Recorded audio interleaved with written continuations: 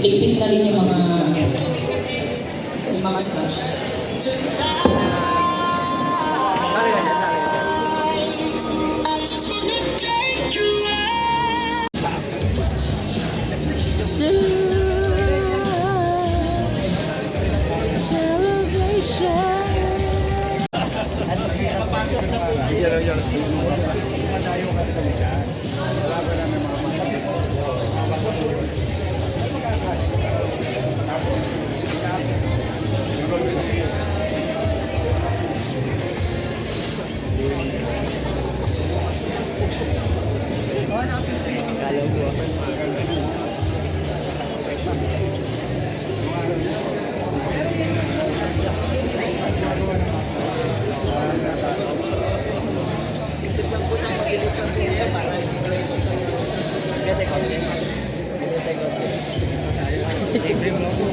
Oh, nama gusto mo.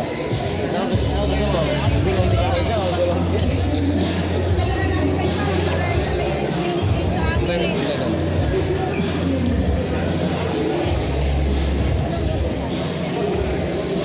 So dito tayo sa paggawaan o training center ng mga estudyante po rito. So ito po.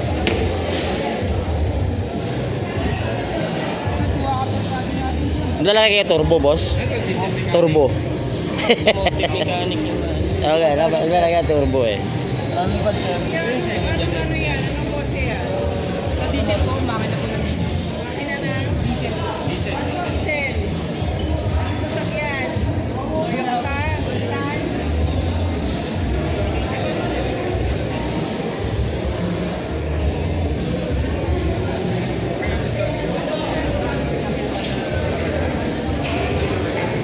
Jeep, pili ka na jeep.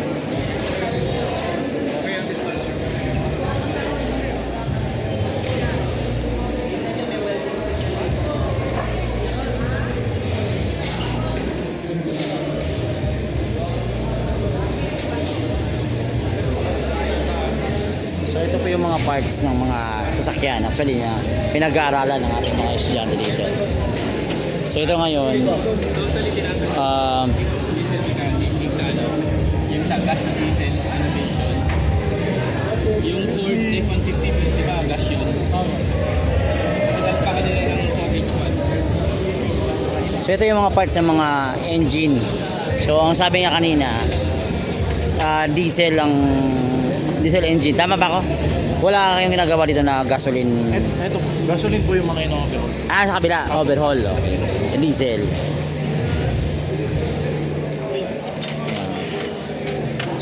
Pinsan to ni Ben Diesel mga kaibigan. Ingat kayo mga idol ha. Congrats ha. Ayan, WD-40 mga kaibigan. Pag medyo mahina-hina yung susian mo, tsaka medyo matigas na, pwede mo itong gamitin. Penetrating oil. Sa kapitbahay mo chismosa, pwede mo itong gamitin yan para lumuwag. Jojoy!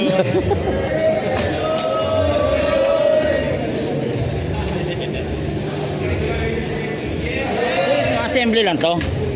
Assembly lang to tapos testing na to. Lilinisan po. Linis po. Tapos, papaanda rin po namin siya. Pagitan po ng battery, charging system. Pag-graduate ko rito. Pag-graduate ko sa experience ko Yes, sir. bilang chairman ng National Youth Commission, commissioner ng National Youth Commission. Pag-graduate ka dito, halos 95% guaranteed magandang trabaho. Direkta yan. Iba yun kasi technical eh. Aha. Skills. Skills. Hindi lang dito, pati abroad. So iba yung reputation nito. Iba ang reputation nito at parang mayroon kang instant hiring environment pagka-graduate ka rito. Malamang sa hindi hired ka agad eh. Minsan, sa experience ko sa pag-aaral ko ng ganito, hindi ka pag-graduate, kinakausap na sila yung namumuno rito. Wow. Na ilan ba mag-graduate sa ganitong skills, ilan ba mag-graduate kasi. So locally lang ho ito, Chief? O international din? Wow. So Japanese company? Nung undersecretary ako ng Rails, no? Yes. 9 years ako sa Rails.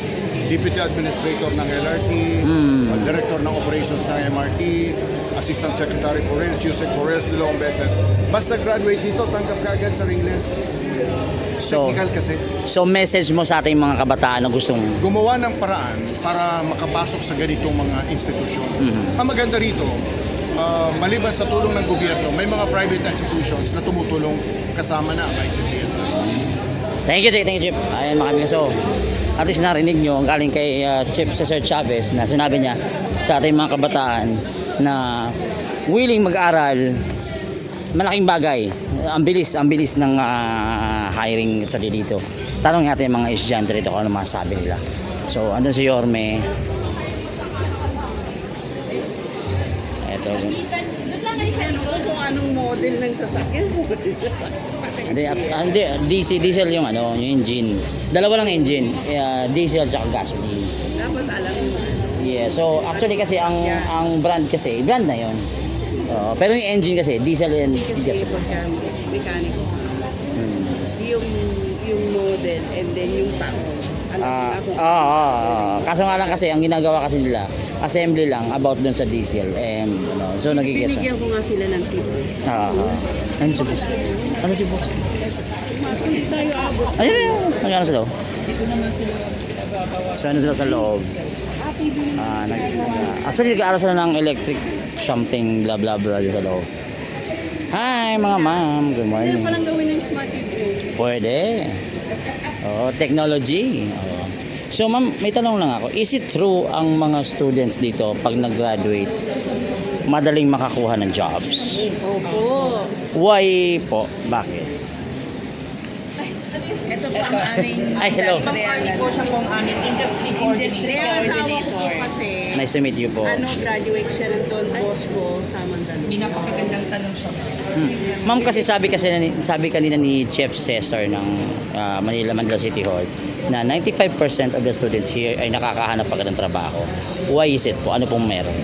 Siguro well-equipped sila when it comes to skills, sa kaalaman sa kursong kinuha nila. At the same time, syempre yung isa sa mga nagustuhan talaga ng mga partners company namin, yung work attitude.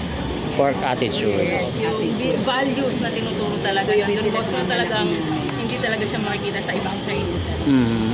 So hindi na to locally pinag-uusapan ito, even though international. Yes, locally and internationally. Kaya nga po magaganda na talaga yung mga bahay dito sa paligid, naglakihan na kasi karamihan ay graduate talaga. Ayun. Pwede ko pala ipasok yung Marcos yung kapitbahay dito para mabago. Opo, basta 17 to 30 years old. Lagpas na ako. Tinatanggap namin. So may mga taga-probinsya din po kami Yung na ano, nag-aaral ma'am, yung dito. training May po mga galing. taga-Palawan, Yes po, yung katulad Mindanao. So di ba maraming branches ang Don Bosco? Everywhere, anywhere, I think. Yes po. Even the Visayas, di ba meron? Meron din po. Hanggang Mindanao meron din. Oh, that's good. So ayan mga kaibigan, mga estudyante dyan, ano ulam? Mag-enroll lang kayo dito. Thank you po, thank you. Ongoing po yung aming registration ngayon. Thank you, thank you. So ayan mga kaibigan, ingat pa kayo. Ayan mga kaibigan, doon si Orme sa loob. So, hello. So makimatis na tayo dito. So nagkakaroon po sila ng testing dyan. Kung anong ginagawa nila dyan.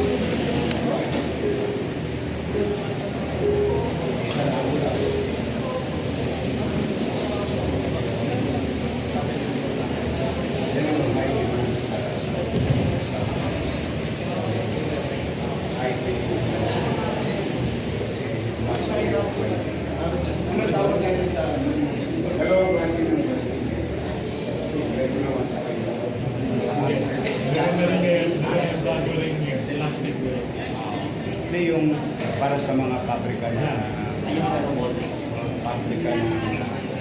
gasolina sa Middle East when they weld a particular gas welding it's another set of skills. Dito po, kapag nagte-testing mo lahat yung papalitan mo lang po yung module. Kung gusto mo gas, kung gusto mo arc welding Kasi bawat welding skills has value. May regular welding. Kasi sa high industrial complex yung pag-weld is key.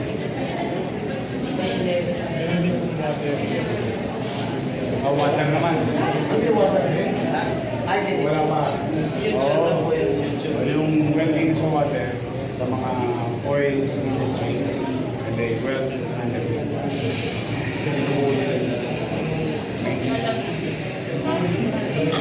Pag wala ka kasi pera, lahat isipin mo pwede mong skills sa pasok.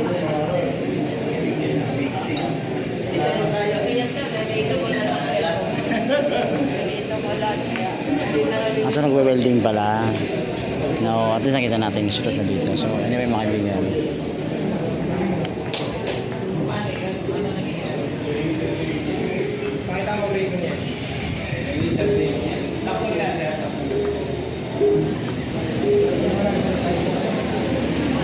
So iba-iba pala to. Kasi kanina engine. Dito naman napapractice ng welding. So ito yung mga example na pwede nilang kaya siya rin. Classic. Oo. Di ba ma'am? Classic ma'am. Classic to mga kaibigan. Batang 90s na nakakalam nito. Oo. Pero ngayon at least na-adapt pa rin ng ganitong. Yung tatay ko mahilig sa ganyan eh. So ito nag-welding po.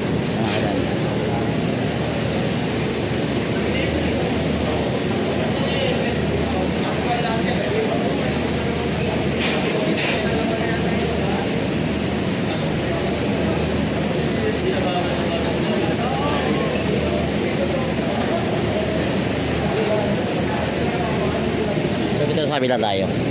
Nakakipag-usap si Yorme. So dito kasi nag-practice sila ng welding.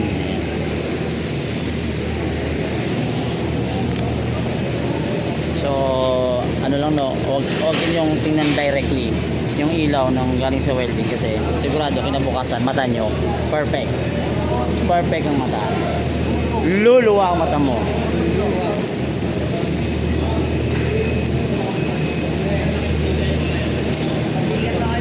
Welding ako pre.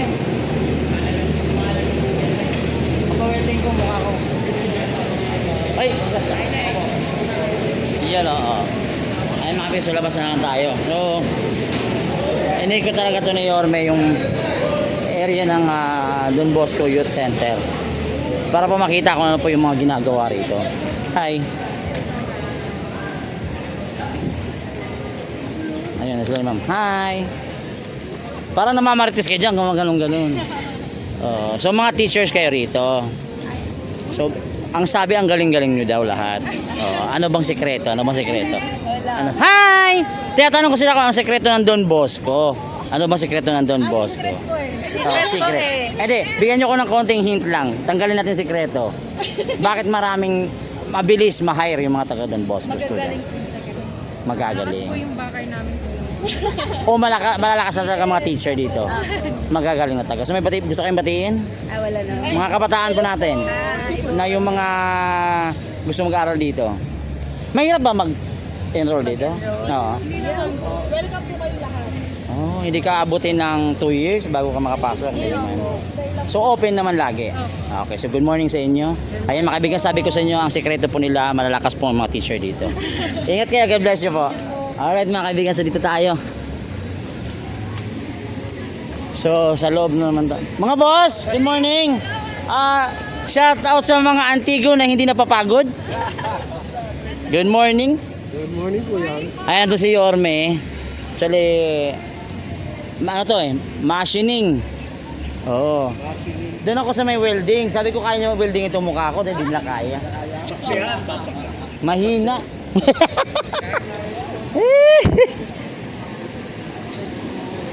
Ito po yung mga Mr. and Miss Universe ng Don Bosco. Hi! Hey, what's up? Ayan ang kabigan.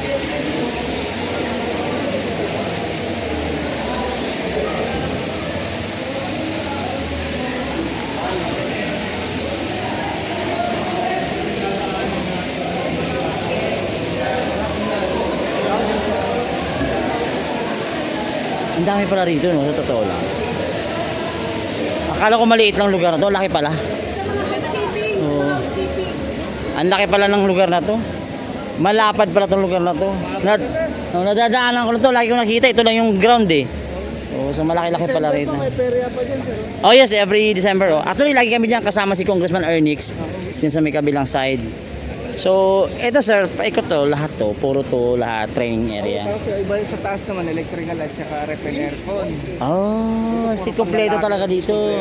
Tapos yung kanina, yung pinanggalingan doon puro pambabae. Okay. So sir, kung ikaw may skills ka dito, may certificate ka dito, you apply abroad, automatic I think. Malaki chance mo na agad, sir. Mm. Kasi pangalan pa lang na Don Bosco, tapos international recognized pa. Yes. Dire-diretso na po yun. Oh. Kasi after the training, ang ginagawa namin, hinahanapan pa namin sila ng company para doon sila mag-OJT. Okay. After the OJT nun, nai-employed na sila, kinukuha na rin. So local lang yun muna. Local lang muna yun. Okay. And then, if they gain experience na, yan na. Unti-unti na Pwede sila. sila mag-abroad. Oh, so sir, message mo sa ating mga kabataan dyan na hindi pa alam ang ganitong school. Actually, kilala ng iba. Oo. Pero hindi pa nila alam kung paano pumasok, paano mag-apply. Ano po ba yung dapat gawin Sa nila? mga kabataan na kailangan ng mga pag-aaral or support, no? They have a dreams na talaga makatapos, makapaghanap ng trabaho. Try nila mag-aral sa Don Bosco Tondo, lalo na mga taga Maynila. Mhm. Ito malaking chance nyo na makaangat, kung hirap makapag-college, no? So dito, libre ang pag-aaral. Libre? Libre, dahil sagot ng ICTSI Foundation, Mhm. no? Tapos dire-diretso na from study, OJT hanggang sa employment. Oh, sarap ng pagka-build up ng ano nito dito ah. From zero to Oo, doon na lang. Mag-aaral na lang at susuportahan na lang ng parents nila. kailangan na lang ano na lang magsunog ng kilay. Yun Ayan. talaga. Oo. So anyway sir, what's your name sir? Joseph Cabrera, sir. Nice to meet you po. Assistant Technical Director ng Don Bosco. Ayun, magaling pa sa kuryente ito. Oo, Thank pwede. you, sir. Thank you, nice to meet you po, sir. Ayun po, pwede pala pang kuryente, pang Meralco. Pwede, oh. So, meron din ba dito ano? Mga tahi-tahi, ganun. Dati meron kami yung garments. Oh, so ngayon? Wala na kasi konti na lang kumukuha. Ilan na lang. So, Actually, may napapansin ako sa panahon ngayon, no?